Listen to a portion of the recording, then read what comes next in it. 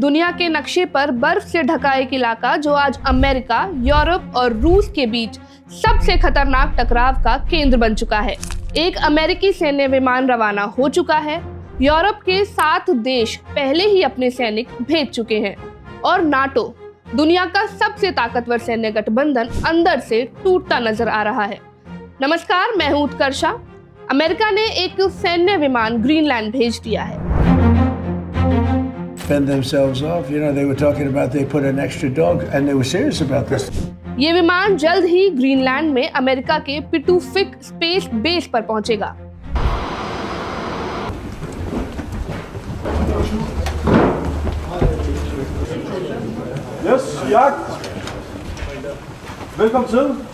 इसके पहले 7 यूरोपीय देश पहले से ही अपने सैनिक ग्रीनलैंड क्षेत्र में भेज चुके हैं। डेनमार्क के करीब 200 सैनिक यहां पहले से ही तैनात थे। इस बीच डोनाल्ड ट्रंप ने नॉर्वे के राष्ट्रपति जोनास गेहर स्टोर से शांति का नोबेल ना मिलने को लेकर शिकायत की है।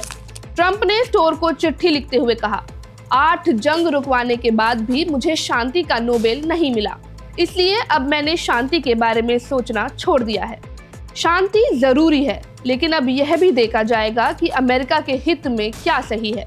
विश्लेषकों का मानना है कि ग्रीनलैंड को लेकर ट्रंप की आक्रामकता पर नोबेल शांति पुरस्कार ना मिलने की नाराजगी का भी असर दिख रहा है। इससे पहले 14 जनवरी को व्हाइट हाउस की ओर से सोशल मीडिया पर एक तस्वीर साझा की गई थी, जिसमें ग्रीनलैंड से सवाल किया गया था, ग्रीनलैंड तुम किस तरफ जाओगे? आर्कटिक रीजन का बर्फ से ढका ग्रीनलैंड आज विश्व राजनीति का नया पावर सेंटर बन चुका है। डोनाल्ड ट्रंप और यूरोपीय यूनियन के बीच ग्रीनलैंड को लेकर गहरी खाई साफ नजर आने लगी है। अनुमान है कि आने वाले समय में रूस और चीन भी इस टकराव में खुलकर उतर सकते हैं।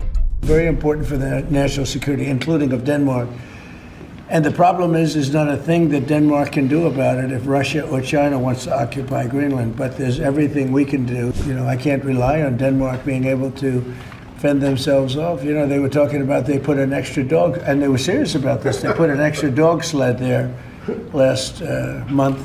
डोनाल्ड ट्रंप के इस बयान के बाद एक दूसरे की रक्षा के लिए बना संगठन नाटो आज अपने सबसे बड़े संकट से गुजर रहा है। ट्रंप को खुली चेतावनी देते हुए फ्रांस के राष्ट्रपति इमैनुअल मैक्रों ने कहा, फ्रांस के सैनिकों की पहली टीम डेनमार्क पहुंच चुकी है। फ्रांस के अलावा जर्मनी, नॉर्वे, नीदरलैंड्स, फिनलैंड और ब्रिटेन ग्रीनलैंड क्षेत्र में अपने सैनिक तैनात कर चुके हैं। ये सभी देश नाटो के सदस्य हैं, लेकिन ग्रीनलैंड के मुद्दे पर अब ये देश अमेरिका के सामने खड़े दिखाई दे रहे हैं। यही वजह है कि तीसरे विश्व युद्ध की चर्चा तेज हो गई है, क्योंकि नाटो के नियमों के मुताबिक एक सदस्य पर हमला सभी पर हमला माना जाता है। अगर अमेरिका ग्रीनलैंड पर सैन्य कार्रवाई करता है तो नाटो के करीब 30 देश तकनीकी रूप से अमेरिका के खिलाफ खड़े हो सकते हैं। यूरोपीय देशों के डेनमार्क के समर्थन में उतरने के बाद डोनाल्ड ट्रंप ने UK, Denmark, Sweden, France, Germany, Netherlands और फिनलैंड पर 1 फरवरी से 10% टैरिफ लगाने का ऐलान किया। साथ ही 1 जून से 25% टैरिफ तब तक लगाया जाएगा जब तक ग्रीनलैंड खरीदने की डील पूरी नहीं होती। इधर ग्रीनलैंड की सड़कों पर नारे लग रहे हैं।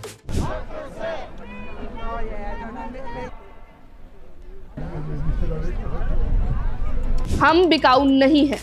ग्रीनलैंड के प्रीमियर फ्रेडरिक नील्सन साफ कह चुके हैं कि ग्रीनलैंड अमेरिका का हिस्सा नहीं बनेगा। वो डेनमार्क और नाटो के साथ रहना चाहते हैं। Først og fremmest så vil jeg gerne gentage, Grønland er ikke til salg. Grønland vil ikke ejes af USA. सवाल ये है कि आखिर ग्रीनलैंड इतना अहम क्यों है? दरअसल ग्लोबल वार्मिंग के चलते आर्कटिक रीजन की बर्फ पिघल रही है। इससे न सिर्फ नए समुद्री रास्ते खुल रहे हैं, बल्कि दुर्लभ खनिज संसाधनों तक भी पहुंच आसान हो रही है। यहाँ नियोडाइमियम, प्रासियोडाइमियम, डिस्प्रोजियम, टर्बियम और यूरेनियम जैसे खनिज पाए जाते हैं, जिनका इस्तेमाल इलेक्ट्रिक वाहनों और आधुनिक हथियारों में होता है। द गार्जियन की रिपोर्ट के मुताबिक यहाँ करीब 15 लाख टन खनिज भंडार हो सकता है। यानी जो इलाका कभी सिर्फ बर्फ के लिए जाना जाता था, आज वो वर्ल्ड मैप पर उभर चुका है। ग्रीनलैंड की भौगोलिक स्थिति भी बेहद अहम है। यह नॉर्थ अमेरिका और यूरोप के बीच अटलांटिक महासागर के केंद्र में है। बर्फ पिघलने से नए समुद्री रूट्स खुल रहे हैं।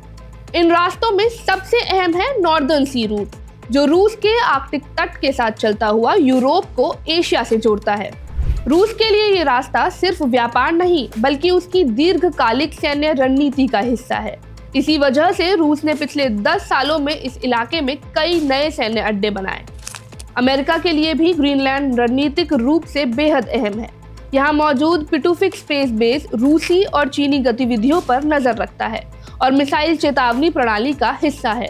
इतिहास बताता है कि ग्रीनलैंड लंबे समय से ताकतवर देशों की नजर में रहा है।